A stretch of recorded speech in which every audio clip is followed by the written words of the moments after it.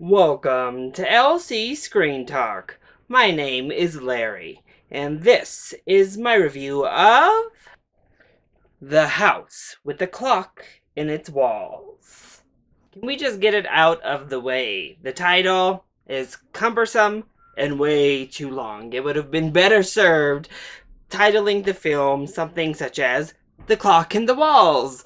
But thus we are stuck with this long, overly cumbersome title. But the trailers looked perfectly pleasant, nice, entertaining, and we have Queen Kate Blanchett starring in here. So obviously I was on board. Plus, Jack Black is in a bit of a resurgence with some nice films all in a row, which is quite shocking. And honestly, The House with the Clock in Its Walls lives up to all of that billing. I think this is a perfectly solid, fun, Halloween spirited offering for most of the family. So let's go ahead and talk about the positives. First, well, I mentioned her before, but Kate Blanchett is just so darn good in this film. It's refreshing to see an actress of her caliber in a film aimed at the whole family and not phoning it in. This easily could have been just a paycheck gig for her, but she really brings a lot of depth and layers and just wonderful subtlety to this character that is evident throughout. And I just loved her character, first of all. But she is a big reason I loved that character. I also think Jack Black is very good in this film as well. He has refound his niche. I think when he was going off and doing more like raunchy stuff, more R-rated comedies, he had lost his way. But I think him playing the slightly, that's the key, slightly kooky person within all family and entertainment, that's where his niche resides. That's where he's good. And here, he plays it very well. He's the kind of weird, kind of out there, strange guy within a family entertainment type of film, and he's perfectly suited for it. I do also think that the child actor was good in this film, especially when her asked to get a little dramatic. It's a little bit tougher, and Eli Roth is maybe not the director to bring performances out of children, especially to really coach an acting performance, but the child was good. Speaking of Eli Roth, I thought he was perfectly fine here. I actually think this straddling between children's entertainment and adult horror is a great spot and maybe a great direction for Eli Roth to take his career. Because he can be over the top, he can be a little dramatic and a little ridiculous and a little cheesy, and it plays right into the genre.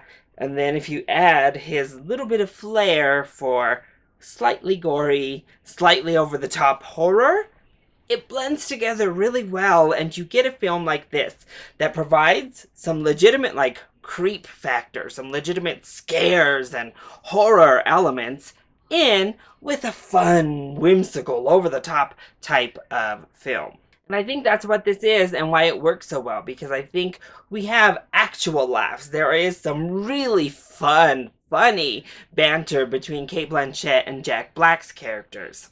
There's some fun, charming sight gags and whimsical elements to this house that you enjoy exploring the world that this house creates.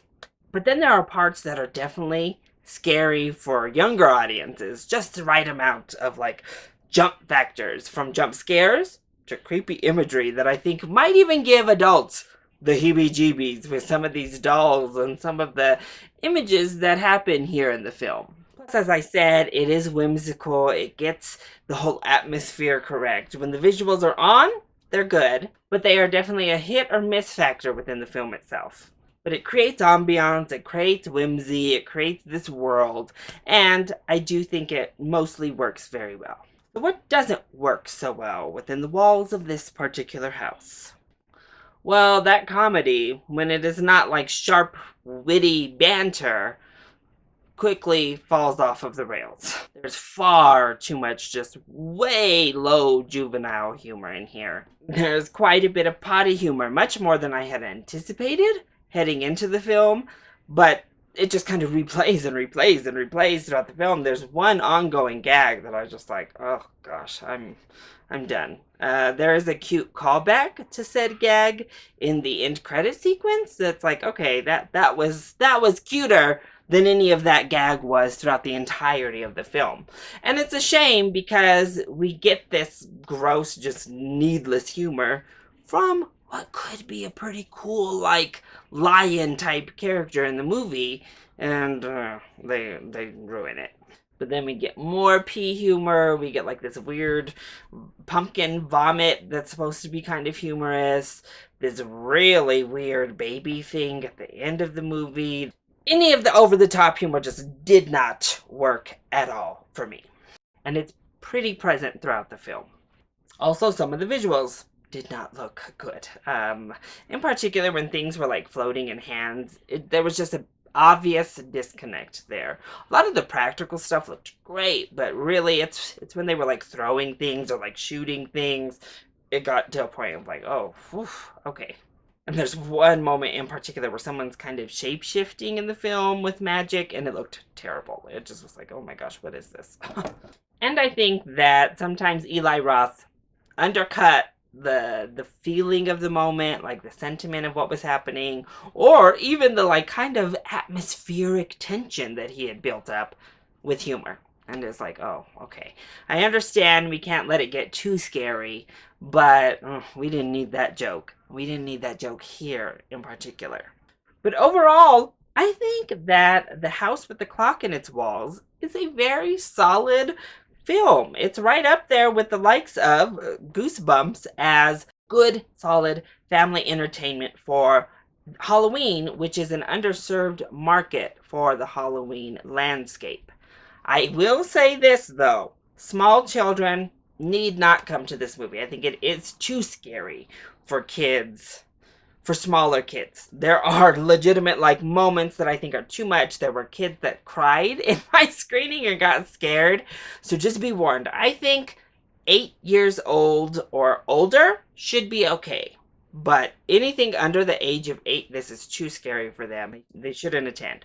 But it's a perfect for that 10 tween age range to get some like fun thrills out of it, some laughs, and have a good time. Even that like upper single digits, I think will have a good time with this film. And adults will also have a good time with the majority of what it is they see. So take your older kids out to have a good, wholesome, fun time as a family for the Halloween spirit. And I would say this actually deserves a full price ticket. It's plenty fun. It has a nice core to it, a nice heart about family and about remembering lost ones and growing through that grief that I think holds an overall fun film together. So that is my review of The House with the Clock in Its Walls. I hope you enjoyed it. If you did, go ahead, click like down below and subscribe to the channel so you are always up to date on our latest videos. Also, join in on the discussion. Are you excited to see The House with the Clock in Its Walls? Let me know either in the comment section down below, or you can hit me up on Twitter. I love you all so much for your support.